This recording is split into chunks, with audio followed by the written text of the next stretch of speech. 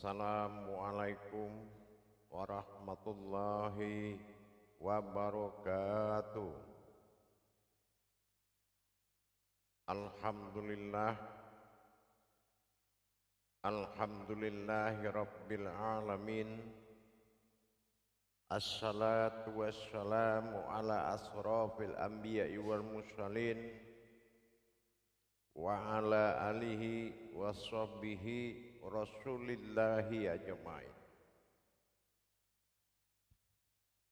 Ashhadu an la ilaha illallahul malikul haqqul mubin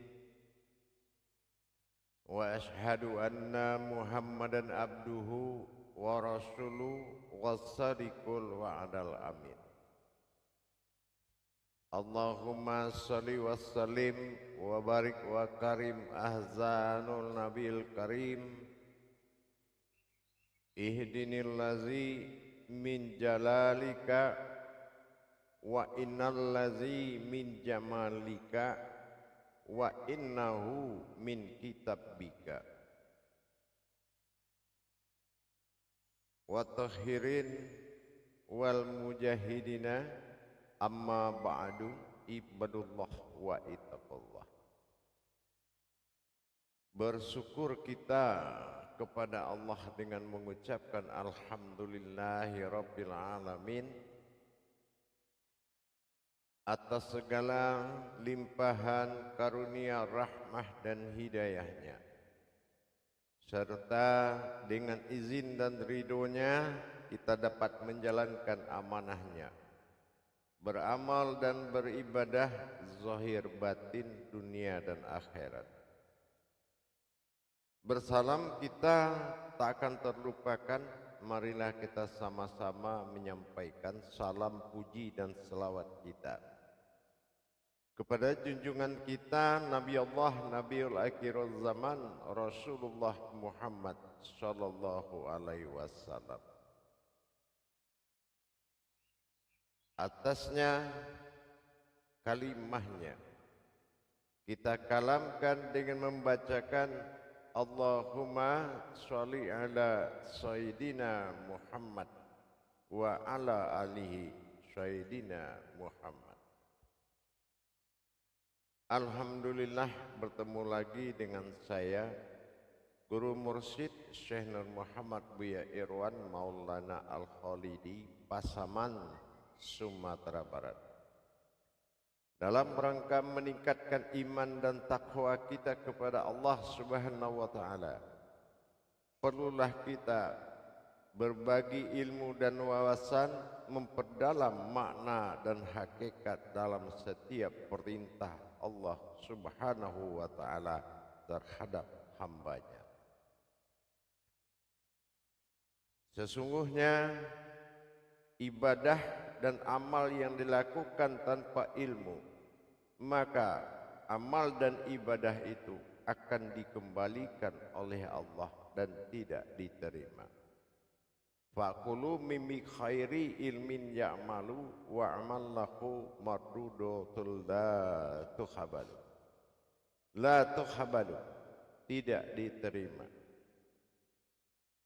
Dengan itu, pada waktu dan kesempatan ini, di dalam makom majelis zikir Ma'rifatullah Indonesia, dalam naungan Yayasan Islam Hidayatul Mubarakah, tentunya dalam YouTube Syiar Buya Pasaman Timur, yang insya Allah kita selalu berbagi wawasan dan ilmu pengetahuan, mudah-mudahan bermanfaat untuk kita bersama, insya Allah. Alhamdulillah, para hadirin dan hadirat kaum muslimin dan muslimat rahimakumullah dimanapun berada.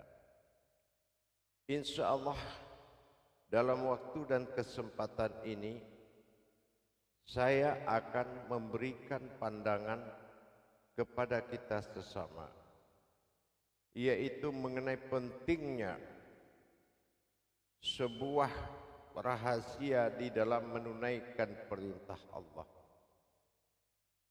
Saking pentingnya Allah menempatkan kepentingan itu di atas segalanya dalam rukun Islam, yaitu asyhadu an la ilaha illallah wa asyhadu anna Muhammadar Rasulullah. Ini yang dikenal dengan tauhid. Di dalam iman kita mengenal dengan tauhidin, yaitu peraturan tentang iman dalam Islam. Untuk memahami, menjalankan rukun-rukun berikutnya dari 5 rukun Islam, titik puncak kebenaran dari rukun Islam itu, yaitu tauhid, asyhadu an la ilaha illallah. Dengan kalimat asyhadu an la ilaha illallah, kita diwajibkan memahami tentang perkara Tuhan yang akan menjadi sembahan bagi kodrat yang disebut umat. Ini dikenal dengan ma'rifatullah, dengan asyhadu an la ilaha illallah. Berikutnya dengan kalimat wa asyhadu anna Muhammadar Rasulullah. Ini dikenal dengan makna ma'rifatur ruh, yaitu mengenal hayat yang menyembah, potensi keumatan. Dalam 2 kalimat 2 kodrat, dalam kalimat syahadat la ilaha illallah dan Muhammad Rasulullah, perkara tauhid ini harus menjadi tolak ukur yang wajib di atas segala yang wajib. Akan sah perbuatan 4 rukun Islam lagi kalau pada tahapan awal syahadat menjadi kesempurnaan apabila 4 rukun lagi akan sempurna, dengan syarat kita memahami kenapa Allah mengutamakan syahadat pada peringkat atas dalam rukun Islam. Syahadat adalah yang didirikan di dalam perbuatan kedua, yaitu sholat.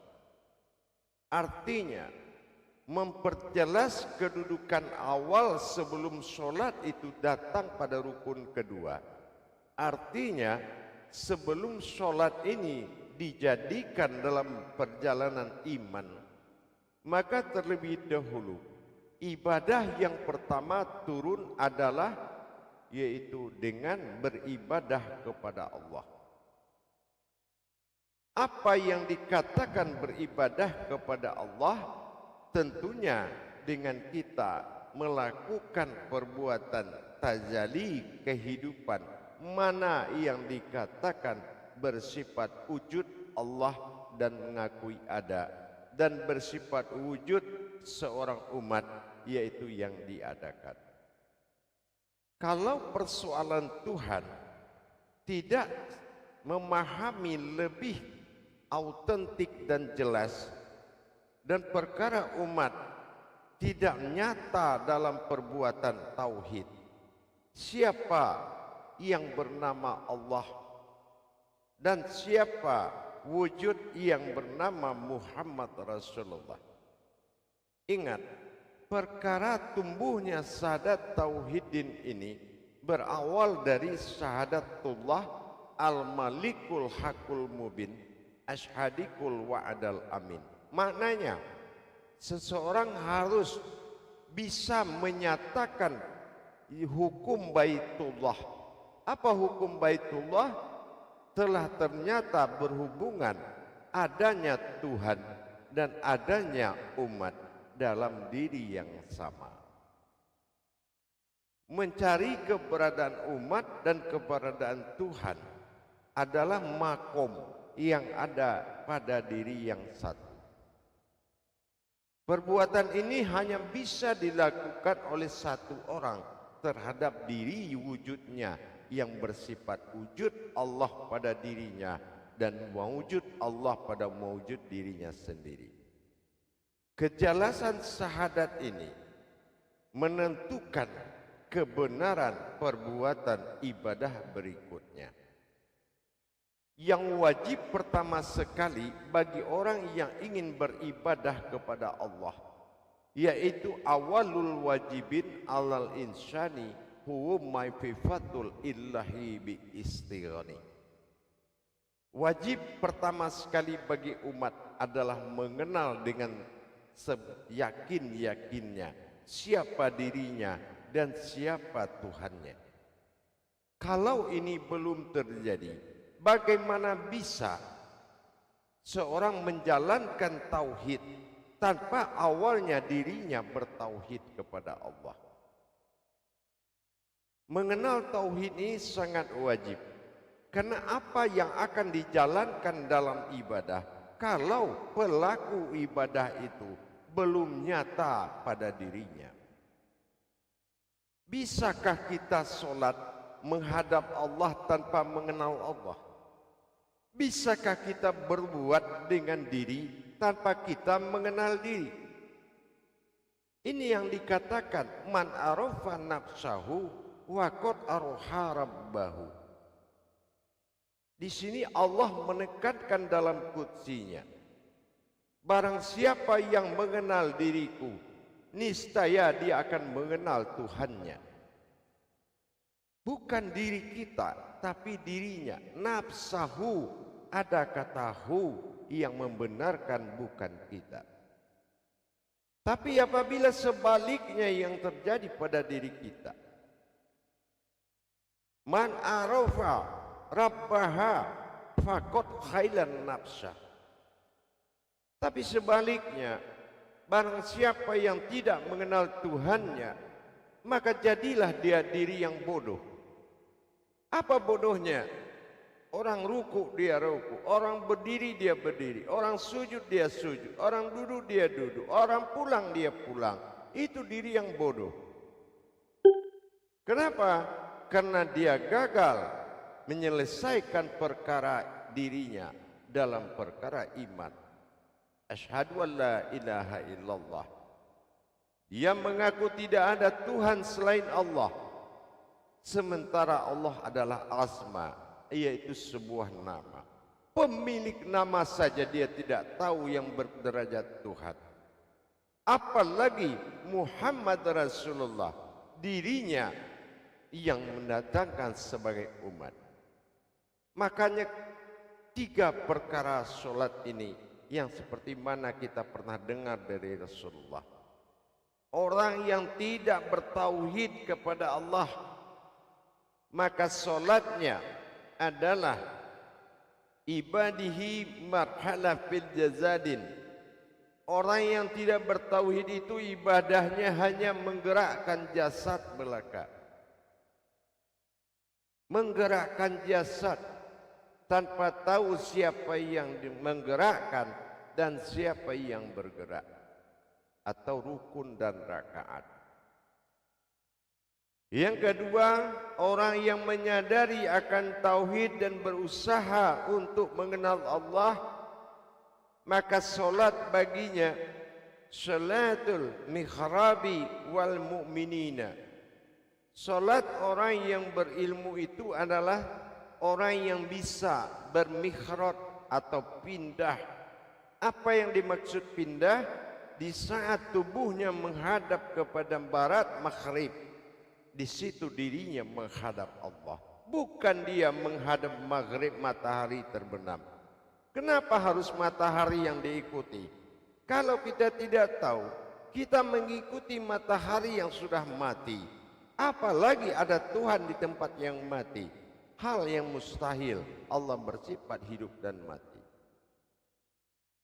Yang ketiga, orang yang sudah mengerti apa tauhid itu di dirinya, maka solat baginya solatul malhalah fil mukasyafatullah.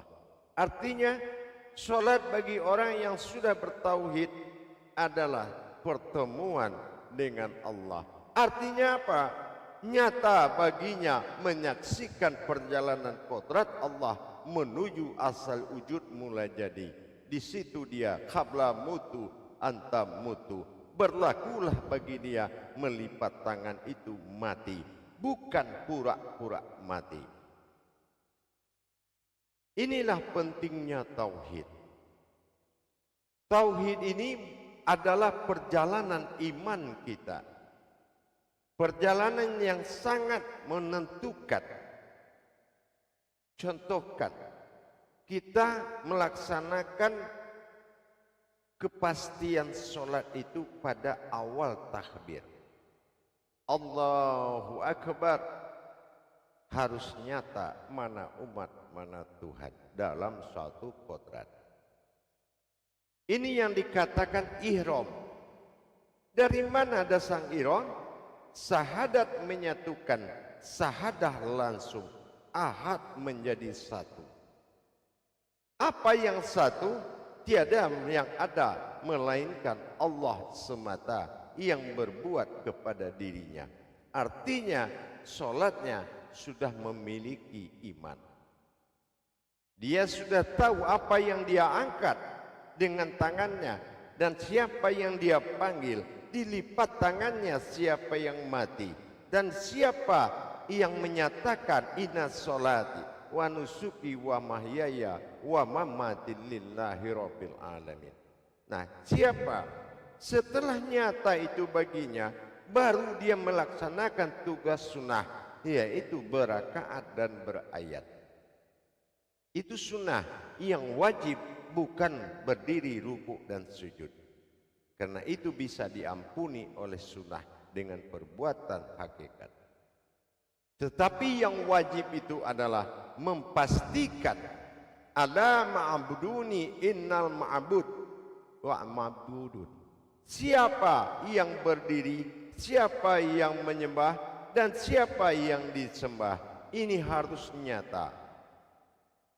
Tapi sebaliknya himbauan sebahagian para pemuka agama, diwajibkan dia sholat, bahkan diancam dengan kalam-kalam azab, tetapi tidak satu pun yang memberitahu dan mengajarkan kebenaran sholat itu, yaitu adanya Tuhan dan adanya umat. Sekarang banyak kita lihat orang bersolat tanpa paham siapa yang solat, siapa yang umat, siapa yang Tuhan. Tapi masjidnya penuh karena himbauan, bukan karena ilmunya. Kalau dalam Islam tauhid ini sudah runtuh, apa nilai perbuatan itu? Bukankah kita di rumah Allah menghadap Allah? Tapi ternyata kita ramaikan masjid tanpa mengenal Allah. Di rumah Allah baru kita lupa dengan Allah. Kenapa? Ruhnya Islam itu adalah tauhid. Islam itu akan hidup apabila tauhidnya berdiri. Tauhid umatnya kepada Allah itu berdiri. Kalau tidak, Islam itu akan mati. Apa yang dikatakan mati? Laksana orang itu melipat tangan. Bukannya dia yang mati, agamanya yang mati. Karena dirinya tidak bisa berbuat apa-apa di dalam berdiri, melainkan mendirikan jasad yang akan mati. Apakah sampai di situ yang dikatakan ada barokah, ada hidayah, ada hikmah? Siapa yang harus menyatakan kebenaran ini kalau semua mengarah kepada yang digerakkan, tetapi tidak pernah mengarah kepada yang menggerakkannya di dalam sholat? Ilmu ketuhanannya sudah runtuh karena tauhid tidak wajib, yang wajib malah sholat. Harusnya datangnya sholat wajib itu setelah nyata Tuhan dan umat yang wajib menjadi sembahan. Itu dasarnya fardu ain. Itu pun ada ain dalam penyaksian, yaitu kita menyaksikan mana diri yang berhak menghadap Allah di dalam bantuan makomnya jasad. Salat bukan main-main. Salat itu adalah hubungan batin mutlak dengan Allah. Makanya dilipat tangan, kita harus tahu mana diri batin yang akan menghadap kepada diri rahasianya Allah. Solat itu marhalah muqarabah, artinya perbuatan rohani, bukan perbuatan jasmani. Sementara tauhid adalah perjalanan rohani, maka wajib kita ikuti. Tanpa tauhid semuanya akan mati. Ini yang dikatakan solat mati. Dampak dari tauhid itu runtuh, masing-masing telah membanggakan diri. Tauhidnya sudah runtuh, apa yang mau dibanggakan? Si jamaah membanggakan keberangkatan dari rumah ke masjid kepada semua orang. Si imam, si ustadz membanggakan keberadaannya berdiri di depan orang banyak. Ini bukan lagi agama, tetapi sudah menjadi budaya. Kalau agama, enggak pernah Allah menempatkan ada di belakang, tidak pernah Allah menempatkan ada yang di depan. Di mata Allah hanya satu umat dan satu Tuhan, dan bersatu dalam satu kodrat. Itulah pentingnya tauhid. Jamaah para kaum muslimin dan muslimat dimanapun berada, rahimakumullah. Bertauhid itu sangat wajib. Kenapa? Tauhid perjalanan kodrat keumatannya Allah kepada kodrat ketuhanannya. Ini perjalanan rohani. Makanya Islam dinamakan din. Kenapa? Dal dalam hijaiyah dikatakan perjalanan. Alif adalah hayat, nun adalah batin. Bagaimana batin diri kita berjalan kepada hayatnya Allah? Itu yang Islam. Sekarang mana bukti keberkahan ibadah? Solat tinggal solat, agama tinggal agama, hidup masing-masing, bekerja dengan akal, berkekuatan dengan tenaga, dan dia tidak pernah bertanya apakah ini berkah solat atau memang perbuatan pikiran dan nafsu dalam hidup.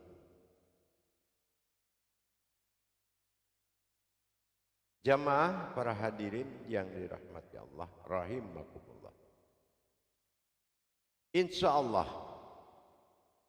marilah kita sama-sama merenungkan kembali pentingnya bertauhid kepada Allah. Tauhid itu ada 5. Yang pertama tauhidin.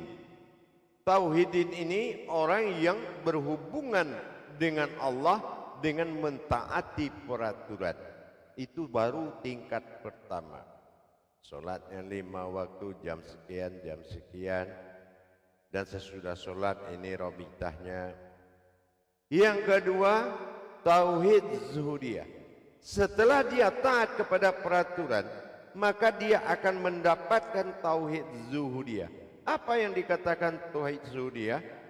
Hidupnya sangat sederhana dan membuat kesederhanaan cara berpikirnya, hatinya tidak sombong, dia taat tanpa membanggakan diri. Itu akibat ketaatan tauhidin menuju tauhid zuhudiyah.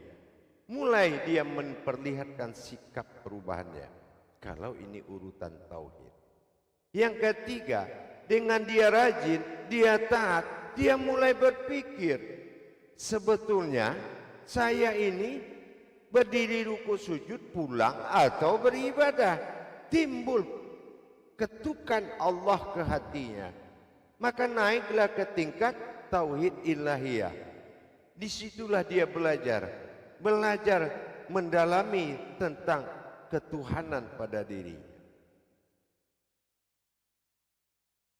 Dari tauhid auliyat yang dia belajar tauhid ilahiyah, barulah dia mendapatkan pemahaman tentang rahasia-rahasia Allah. Perjalanan rahasia-rahasia Allah. Apa contohnya? Allah subhanallah, dia sangat maha suci. Kamu datang pakai apa? Pakai tubuh yang diselimuti najis, dengan hanya modal beristinja, mencuci najis pada tubuh ibarat anak dimandikan orang tuanya dari berkotor-kotoran. Apakah sebatas itu bisa kita melaksanakan hubungan tauhid dengan Allah? Tidakkah kita berpikir wudu'mu telah dihukum 3 kali? Bukankah 3 kali membuat kita berpikir? Bukan melaksanakan pekerjaan tanpa berpikir. Nah, ini tauhid Syria. Orang itu sudah mulai menuju alam rahasia Allah. Semakin tinggi. Terakhir, Allah membukakan dinding batasan dengan dia, sehingga nyata bagi dia siapa yang berbuat, kemana dia berbuat. Ini tauhidnya sudah meningkat kepada tauhid goibiyah. Rubuh dinding ijabnya. Orang itulah yang menyaksikan dalam sholat itu, kalau dia telah melihat wujud Allah pada dirinya, bukan dia melihat dirinya, tapi di wujud Allah inilah yang dia ikuti untuk melaksanakan kerahasiaan di dalam sholat. Sholat itu rahasia. Jadi jangan kita tidak melengkapi adab-adab hakikat dan kerahasiaan Allah. Kalau masalah tempat, semua bisa diganti dengan hakikat. Ibadah ini Allah buka jalan 4. Ada dengan syariat, ada dengan hakikat, ada dengan harekat, ada dengan ma'rifat. Bukan perbedaan sholat, tapi adab sholat itu menuju hakikat Allah itu ada 4 makom: syariat, hakikat, tarekat, ma'rifat. Banyak kesempatan kalau kita sudah berilmu, boleh memilih makom mana yang akan menjadi taat kita. Makom mana yang menjadi taat kita, silakan. Maka perhatikan surat Al-Mu'min ayat 1. Afqadhala fil mu'mini. Beruntung orang yang sholat itu, berilmu. Kenapa Allah katakan ada yang beruntung di dalam Islam? Berarti ada yang rugi di dalam Islam. Siapa yang beruntung? Allazi hum sholatihin khashi'un. Itu orang yang benar-benar khusyuk dalam sholatnya. Apa yang dimaksud khusyuk? Bukan tidak tahu dengan diri lagi, bukan tidak paham siapa kita, bukan. Orang yang khusyuk itu pertama orang yang berhasil menemui Islam. Apa Islam? Islam itu din, berarti sholatnya sudah bisa dia perjalankan. Bukan dia bergerak tanpa sholat berjalan. Harusnya sholat itu berjalan, bergerak menuju Allah. Yang kedua, iman. Apa yang dikatakan iman? Dalam syarat sah khusyuk, sudah tahu dia apa yang dia imani dalam setiap gerakan dan bacaan, bukan membaca dan bergerak tanpa iman. Sudah dia kenal siapa yang berdiri dalam berdiri, dan apa qauli yang dia baca. Ayat tidak berlaku dalam sholat, tapi yang berlaku qauli, yaitu makna. Fikri, dia sudah paham siapa yang beribadah dan berbuat. Barulah yang ketiga itu bermunajat. Apa bermunajat? Dia berbisik kepada Allah. Tetapi kita wajib tahu, wayatalatot itu berbisik. Tapi kan siapa yang berbisik dan kemana kita berbisik? Yang terakhir, ma'rifat. Apa artinya ma'rifat? Dia tahu tujuan dari sholat itu. siapa yang dia tuju dan siapa yang menuju, maka dia di situ terbawa hakikat ibadah sehingga dia tidak mengetahui lagi hal-hal yang bersifat pandangan. Dia sudah menguasai pandangan.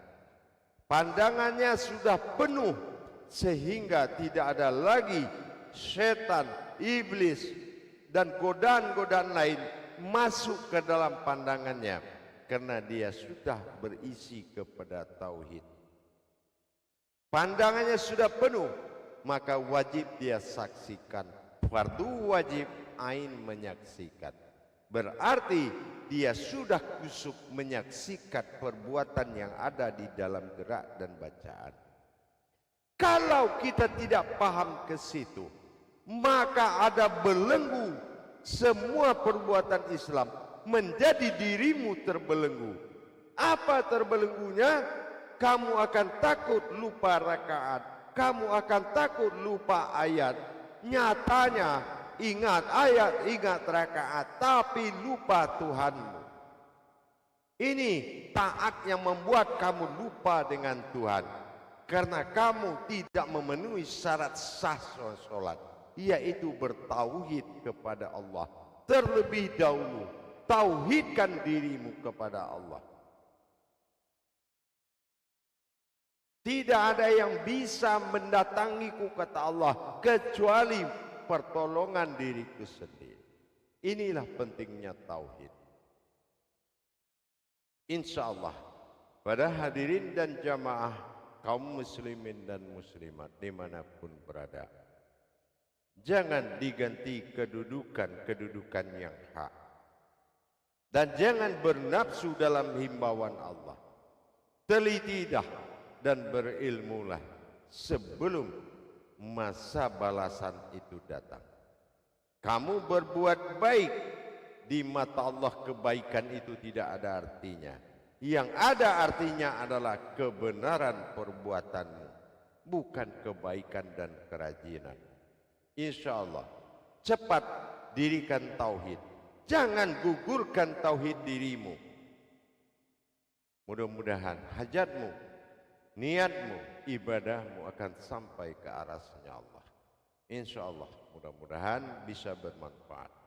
Bagi yang sudah paham dan mengerti, insya Allah saya sebagai guru mursyid hanya mengingatkan. Dan sebagai himbauan saya kepada saudara-saudaraku yang berdiri pada makom perbuatan dalam ijab-ijab agama, para ustadz, ustazah, ulama, para kiai dan para al-habib, saya harap utamakan tauhid ini dalam menghimbau kepada umat. Kalau sudah berutamakan tauhid, nyatalah mereka dalam kesadaran himbauan Allah, bukan himbauan azan dipanggil orang datangnya orang. Usahakan jangan terjadi tauhid amaliyah, tapi jadikan tauhid zuhuriyah dalam kesadaran untuk meningkatkan hubungan baitullahnya dengan Allah. Insya Allah mudah-mudahan bisa kita maknai dan bisa menjadi pembelajaran dan mengingatkan. Barakallahu ya karim, ya rahman ya rahim. Akhirul kalam, wabillahi taufiq wal hidayah. Wassalamualaikum warahmatullahi wabarakatuh.